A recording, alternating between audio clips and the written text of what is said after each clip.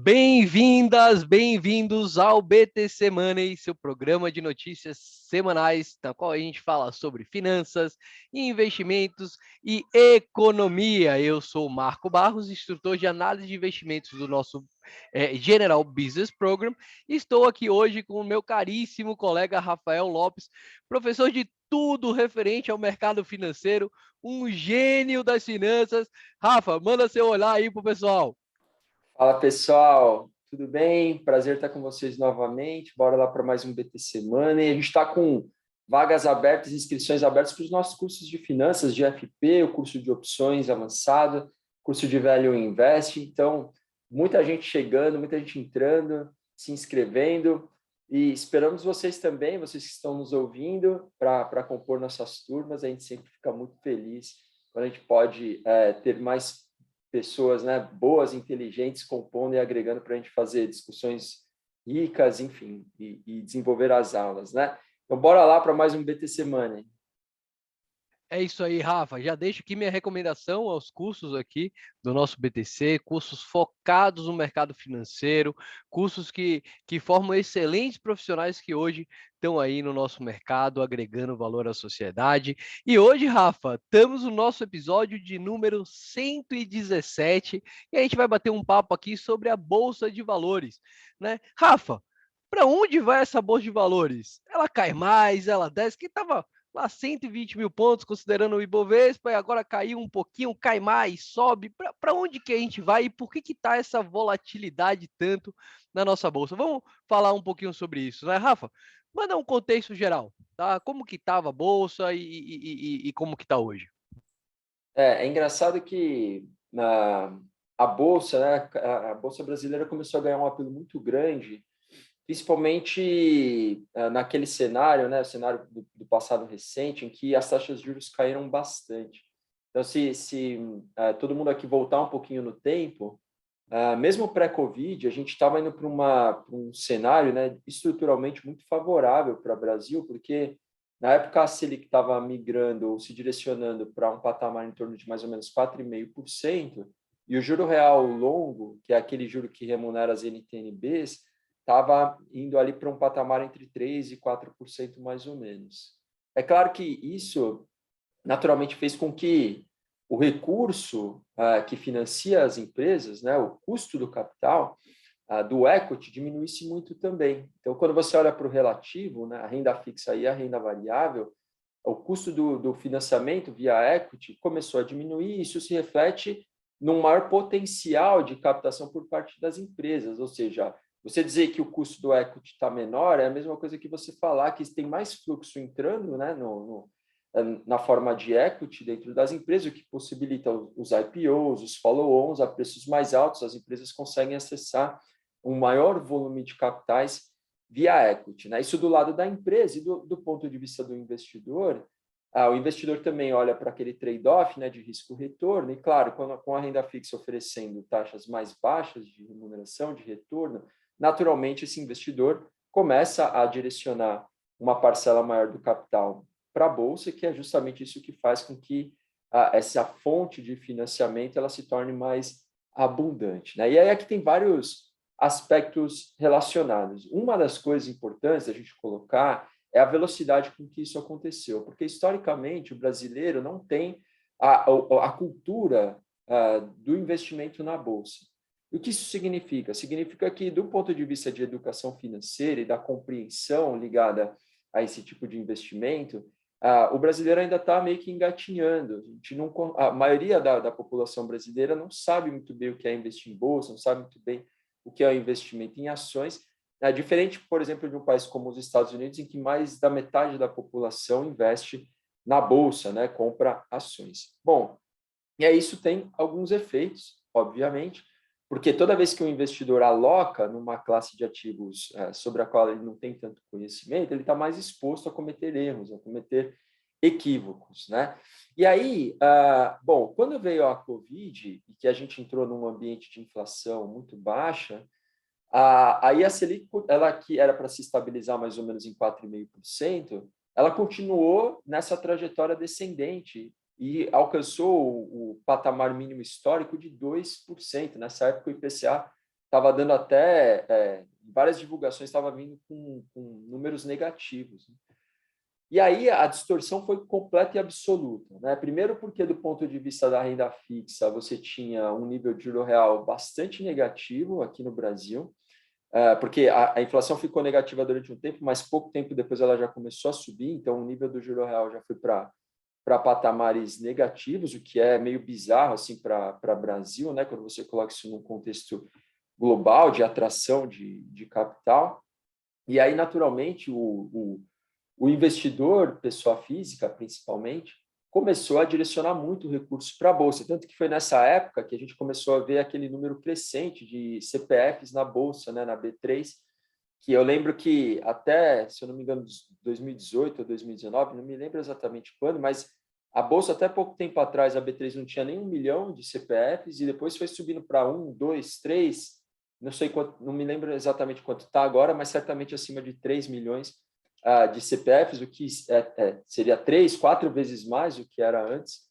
E é claro que todo esse público novo não entendia muito bem o que significava o investimento na Bolsa, né? E aí, obviamente, se expôs a possibilidades de perda mais definitivas, vamos colocar assim.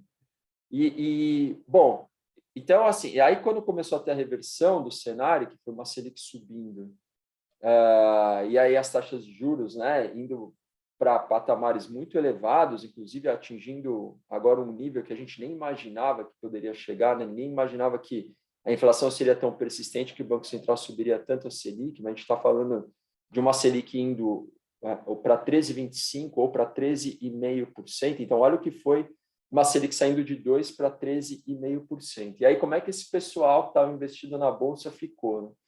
Então, tudo isso está ligado ao que aconteceu no passado recente, essas dinâmicas. E aí, claro, isso também tem a ver com as oscilações e os padrões de oscilação de preço que aconteceram na Bolsa, né? Se a gente for olhar com um pouquinho mais de cuidado, enfim, tentar entender esses padrões de oscilação, está muito relacionado a toda essa dinâmica também, entre outras coisas, né? Mas também ligado a essa dinâmica toda que eu estou colocando.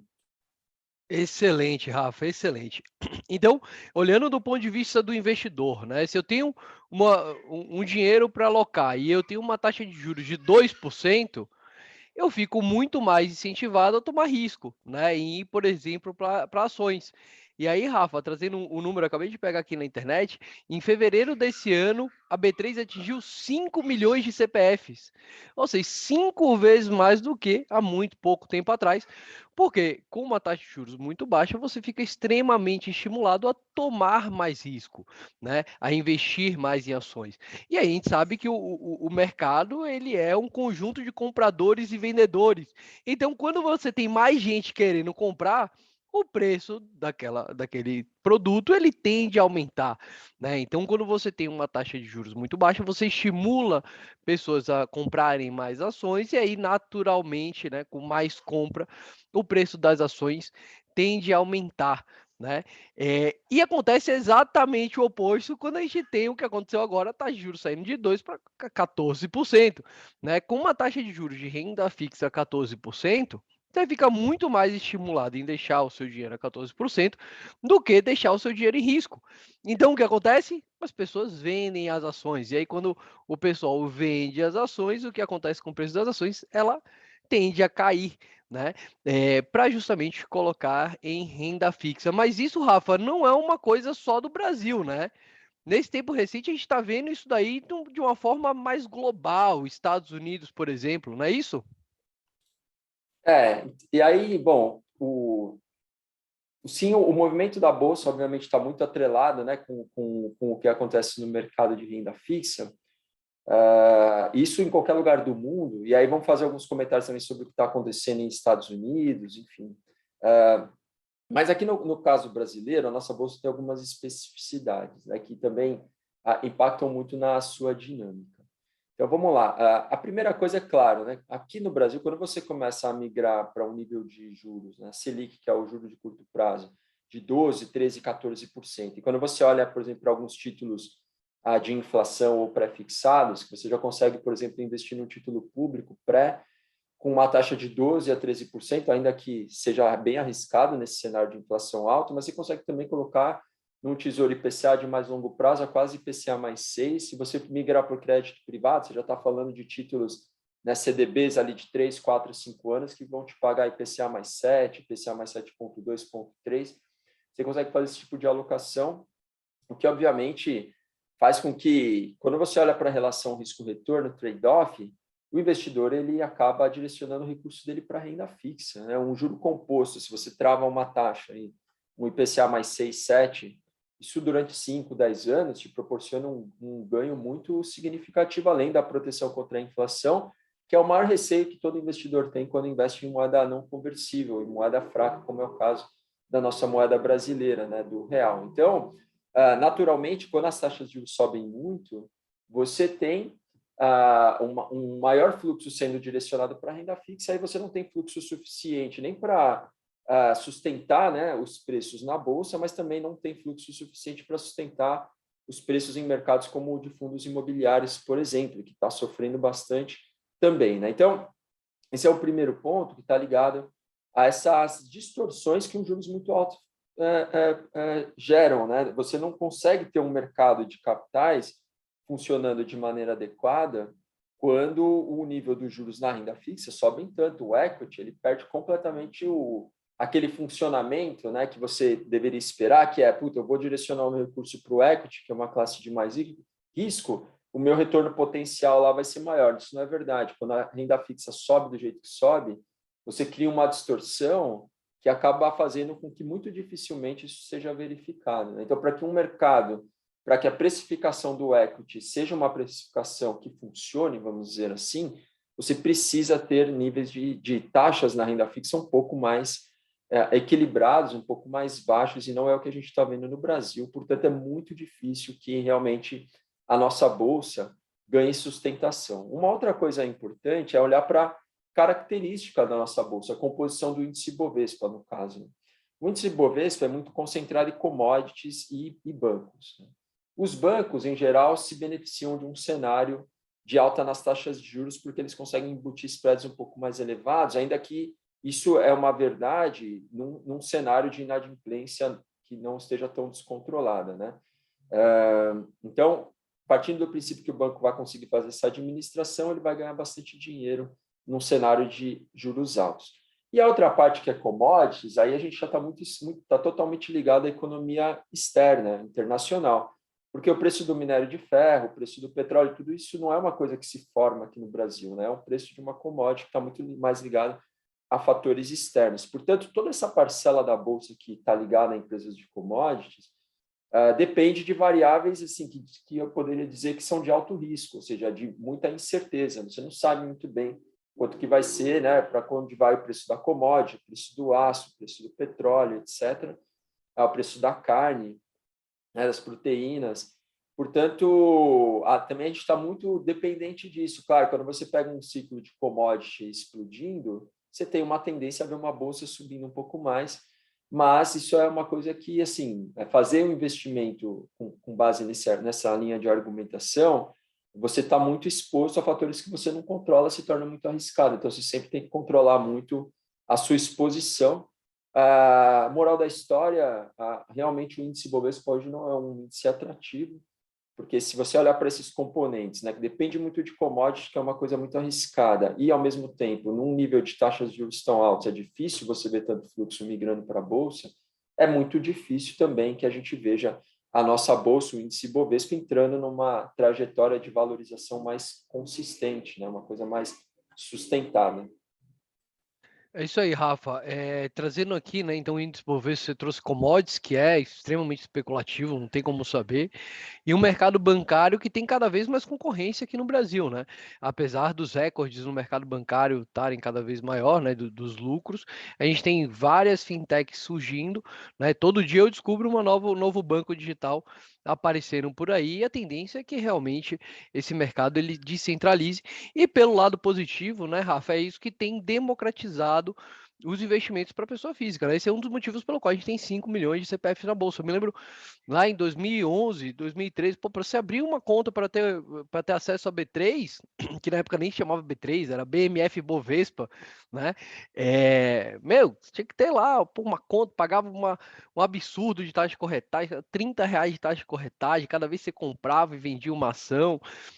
Isso acabava impossibilitando pequenos investidores a entrar, né, novos CPFs a entrar, ainda mais quando você está falando de uma coisa arriscada, né, que a gente não tem muito conhecimento. Normalmente quando você entra com um pouquinho, né, e aí com uma taxa extremamente alta, acabava ficando inviável. E aí essa democratização do mercado financeiro, hoje a gente encontra bancos corretoras que nem cobram taxa de corretagem, né, então, compra e venda sem pagar nenhuma taxa para aquela corretora específica, né? Então, o cenário do Ibovespa, eu concordo com você, Rafa. Eu não vejo tanta coisa positiva aí olhando o nosso mercado hoje. Claro, né? Que num cenário de inflação alta, as commodities elas tendem a se proteger, né? Então, pô, se tudo subir, eu sei que commodities também sobe. Mas com os países aumentando taxa de juros, com guerra, com China com lockdown eterno, será que as commodities vão subir pelo resto da vida? Eu tenho minhas dúvidas. Eu tô com você. Acho o Ibovespa hoje muito arriscado.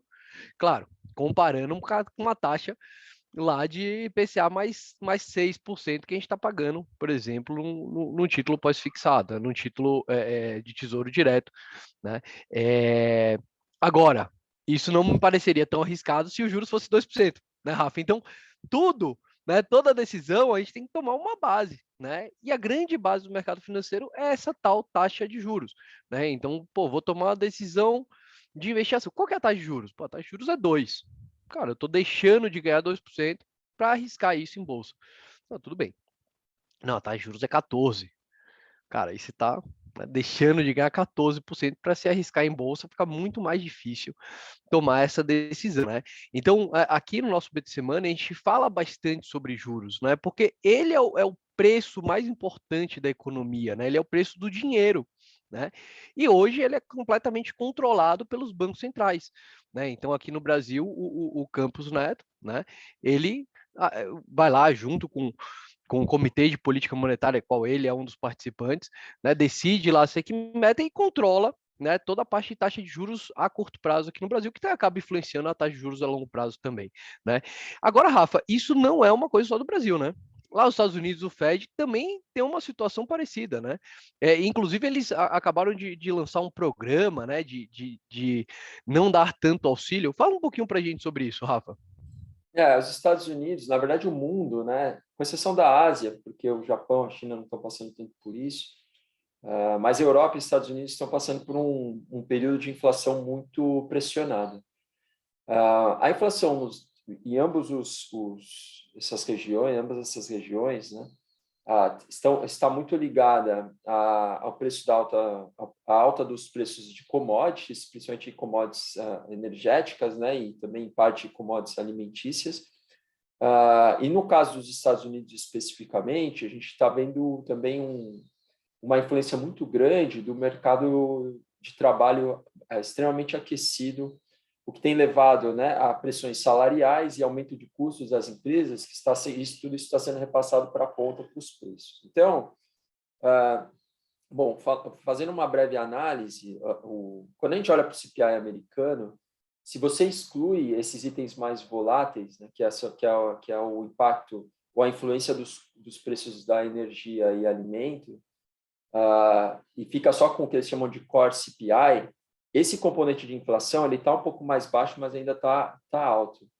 E aí que é o grande risco, porque se você tiver uma elevação persistente, né, dos níveis de preço na economia como um todo, com exceção dessa parte, né, que eu falei de itens mais voláteis, aí o que você tem é efetivamente uma destruição de poder de compra, né, de riqueza, porque, obviamente, todo mundo tem sua riqueza lá denominada em dólar, o dólar perde muito valor em relação aos bens e serviços da economia, então as pessoas empobrecem por conta disso. A inflação de commodities ela é menos preocupante porque esse dinheiro volta, né? Ou seja, quando as commodities caírem de preço, você pode ter, de novo, um fluxo caminhando em direção a consumo, por exemplo, de outros bens, então não é tão importante. Agora, se você tem uma alta persistente desses itens que compõem o core, né, aí o problema é maior, porque aí você tem essa perda permanente realmente de poder de compra da população, das pessoas, aí menos riqueza, você depois tem que compensar isso de alguma maneira, né? Tentar fazer com que esse impacto seja compensado de alguma forma. Então, toda essa preocupação com a inflação tem levado o Fed a fazer o quê? Tentar fortalecer a moeda. Como? Aumentando a taxa de juros. Tanto que existe um índice que compara o dólar contra uma cesta de moedas do mundo, aí, basicamente compara com o euro, ien, dólar canadense, são as principais moedas que compõem essa cesta. E o dólar está ganhando muita força em relação a essas moedas, está na máxima histórica, acho que de 20, máxima de um período de 20 anos, aproximadamente, porque a Europa ainda não começou a subir juros e o Japão está com a política ainda acomodatícia, porque a inflação lá está em 1,3%, então eles não estão nem aí, continuam enchendo a mão lá o Banco Central. Portanto, o dólar tem ganhado força em relação a essas moedas. Mas qual que é o ponto, né? Então, para controlar essa inflação, o Fed está subindo as taxas de juros e também está fazendo o que a gente chama de tapering, que é o quê? É diminuir aquele programa de compras de títulos no mercado, tanto títulos de crédito público quanto privado. E aí eles começaram com um volume que vai chegar até 47,5 bi por mês, que eles estão fazendo isso através da não rolagem das dívidas que eles têm no balanço do Banco Central, né? Então deixa vencer e não recompra. E daqui 3 meses, mais ou menos, eles vão aumentar isso para 95 bi. Então, em paralelo, eles vão fazendo o aumento dos juros e diminuindo, né, através do tapering, diminuindo a quantidade de títulos que eles têm no balanço, o que faz basicamente com que você tenha menos dinheiro em circulação, né, principalmente por conta do crédito, que aí tem aquele fator de multiplicador monetário. Quando você aumenta a taxa de juros, você tem menos crédito, você diminui o dinheiro em circulação. Esse é o principal canal que eles estão usando, então, para colocar esse freio, e vão fazer isso na medida do que eles acharem necessário para controlar a inflação, porque essa alta persistente não pode acontecer, senão o efeito é muito mais destrutivo, né, de destruição de valor das famílias e de todo mundo que tem patrimônio em dólar. Portanto, aquela farra de dinheiro infinito está meio que acabando, sabe? Não é que está acabando, ainda tem muito dinheiro, muita liquidez, mas está diminuindo. E aí o mercado está reagindo, dando meio que uma panicada. E boa parte essa incerteza em relação até onde o Fed vai com taxa de juros é o que fez, por exemplo, com que o S&P americano saísse dos níveis, né, de 4.600 pontos, mais ou menos, no final de março, começo de abril, e aí está fechando agora em meados de maio, mais ou menos em 3.900 pontos. A gente está falando de uma desvalorização entre 10% e 15%, que é bem expressivo para o S&P americano. E o índice Bovespa, de alguma maneira, acompanhou esse movimento, que na mesma época saiu de 121 mil pontos para alguma coisa em torno de 105 mil pontos, mais ou menos. Portanto, essa dinâmica, isso é que está acontecendo, e tudo isso tem impactado muito o mercado de criptos também, né? Bitcoin, Ethereum, várias outras criptos caíram muito, algumas até quase que deixaram de existir nesse período. Então, eu diria que já tem um pouco de sentimento de pânico, isso é até legal, a gente conversa muito sobre isso nas nossas aulas, né? Se a inflação começar a arrefecer, a partir do momento que a gente tenha esses sinais, o mercado deve reagir positivamente. Então, em algumas ações que sofreram muito, que sofreram mais esse impacto desse medo, né, que já está começando a se estabelecer, ali já pode começar a aparecer uma outra oportunidade de ir se posicionando em bolsa, aproveitar esse movimento, mas, claro, a gente tem que contar, né, primeiro, com uma certa acomodação da inflação e diminuição da inflação, precisa cair, e também torcer para terminar a guerra na Ucrânia, que certamente a hora que isso acontecer, os mercados vão ganhar um fôlego. E estão falando muito de uma guerra longa lá, mas eu não sei muito bem quanto tempo mais a Rússia vai aguentar, né, e vai entender que faz sentido permanecer nesse conflito, porque eu acho que no final das contas não está sendo muito bom para ninguém. Então vamos torcer para que essas coisas passem logo, a inflação comece a se controlar e que, né, tomara que esse conflito na Ucrânia termine o quanto antes. Tomara, né, Rafa? Tomara. Estamos todos torcendo, guerra nunca é bom. E trazendo alguns dados aqui do que a gente falou, né? A inflação lá nos Estados Unidos, medida pelo CPI, Price Customer Index, né? Então, o preço ao consumidor, índice de preço ao consumidor, lá nos Estados Unidos, nos últimos 12 meses, os produtos aumentaram em 8,5%, sendo que só nesse mês eles tiveram um aumento de 1,2%. Aqui no Brasil, isso parece até normal, né? Então, aqui no Brasil, esse último mês, a gente teve inflação medida pelo IPCA em 1,62%, né? Nos últimos 12 meses, de 11,3%. Então, uma inflação de 8,5% até parece controlada, né, Rafa? Mas para eles lá, é um absurdo. Eles que têm a moeda dólar desde 1.700 e bolinha, né? Uma moeda extremamente estável, né? Então, com esse aumento da inflação, isso levou, né, o Fed a reduzir os estímulos, né? Então isso vem não só através do tapering que você falou, né? Então não renovar aí os contratos, mas também aumentar a taxa de juros justamente para tentar controlar essa inflação.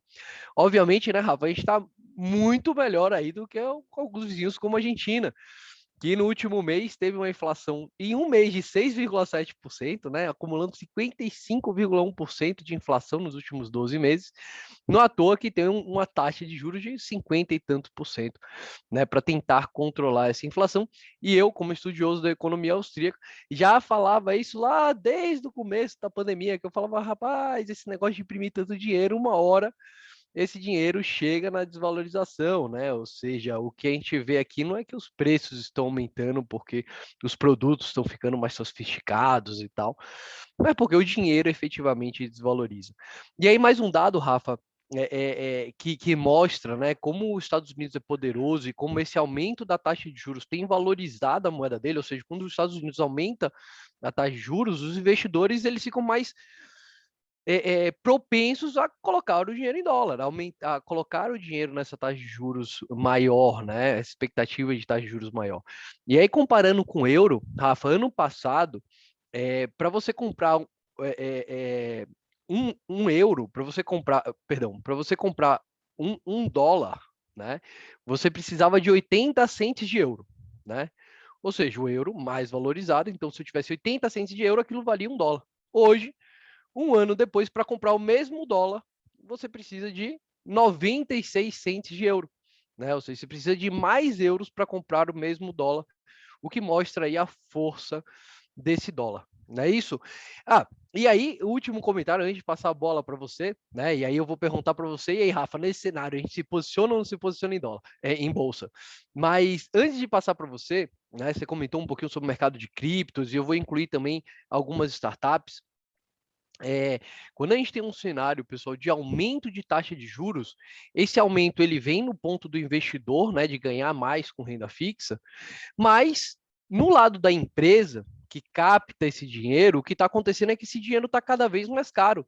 Então, para muitas startups, empresas que estão começando, esse custo ele aumenta bastante, né? Fazendo com que grande parte das empresas, inclusive, não sejam viáveis numa taxa de juros dessa. A gente estuda no GBP um índice, não, um instrumento chamado taxa interna de retorno, né? Ou seja, se eu investir nessa empresa, quanto que eu espero ganhar ao longo dos anos?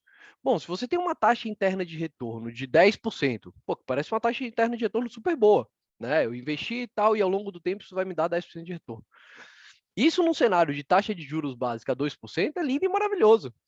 Agora, num cenário de taxa de juros básica 14%, Rafa, quem é que vai investir num negócio para gerar taxa interna de retorno? Talvez, se tudo der certo, de 10%, se você pode deixar o dinheiro parado a 14%, né? Tem até uma famosa frase no mercado, né, que é quando a maré abaixa, que a gente vê quem está nadando pelado, né? Ou seja, quando o dinheiro fica mais caro, que a gente vê quem realmente está dando lucro ali, quem que vai se fortalecer, quem que vai seguir para frente, quem que vai ficar.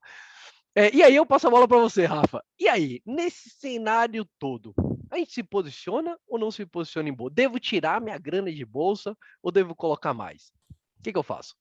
A avaliação de bolsa, sempre você tem que olhar muito especificamente para cada nome, para cada empresa, né? Então, assim, eu diria que índice hoje não é, na minha visão, uma coisa muito atrativa. Ainda mais que a gente está se aproximando de um cenário eleitoral, né? Dependendo aí do resultado que a gente tenha, pode ser que a partir de 2023 a gente tenha um cenário um pouquinho mais favorável para alocação em índice, em bolsa. Agora, hoje eu diria que realmente, quando você olha para o trade-off, né? Porque basicamente assim, quem olha para. Quando você considera a possibilidade de investir em Bolsa Brasil, você sempre olha para as alternativas. Quais são as principais? É você jogar o dinheiro para renda fixa ou você fazer um investimento em bolsa estrangeira, que hoje é muito fácil, né, você fazer isso. Então, a hora que você olha para esse custo de oportunidade, a Bolsa Brasileira perde muita atratividade. Dificilmente você vai abrir mão de colocar o seu dinheiro em Bolsa Americana ou em renda fixa brasileira para deixar o seu dinheiro em Bolsa Brasil. Muito difícil. Portanto, essa abertura também, todos esses desenvolvimentos que nos permitem hoje investir em moeda forte, investir em mercados muito mais desenvolvidos, muito mais maduros, faz com que você comece poxa, para que eu vou deixar meu dinheiro em Bolsa Brasil, né? Então, para fazer a alocação de recurso aqui em Bolsa Brasileira, você tem que realmente ser capaz de identificar alguns nomes, fazer aquela análise e falar, puta, eu vou colocar o meu dinheiro nessa empresa porque eu acho que essa empresa é uma empresa que realmente vai proporcionar ganhos, né, ou obter uma lucratividade muito expressiva ao longo do tempo.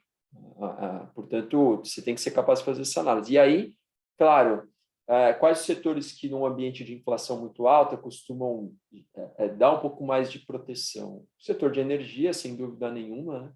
Então, você colocar em algumas elétricas, ali pode ter algum benefício. Algumas empresas do setor financeiro ou seguradoras, é o caso dos bancos, é o caso, por exemplo, da Brasil Seguridade, né, entre alguns outros nomes. É um setor que é mais resiliente, se beneficia de alta dos juros. Ali você pode encontrar algumas boas possibilidades também. E se você tiver uma perspectiva positiva em relação a commodities, eventualmente identificar alguma empresa também nesse setor.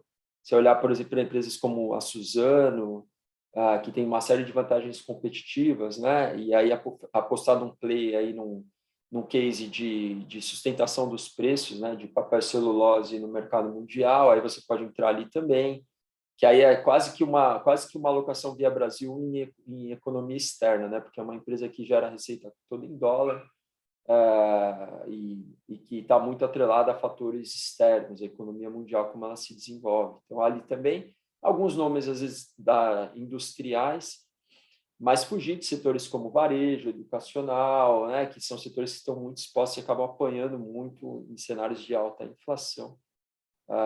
Enfim, isso falando de forma bem geral, mas claro, o nível de detalhamento, o estudo, a avaliação da empresa tem que ir muito além disso, tem que ver questões ligadas a endividamento, você tem que olhar para a parte toda de ativo imobilizado, se está mais ou menos exposto à depreciação, enfim, uma série de análises, mas de uma maneira geral eu diria que realmente está bem mais difícil ganhar dinheiro alocando em bolsa brasileira, posto, né, todos esses fatores que eu estou levantando.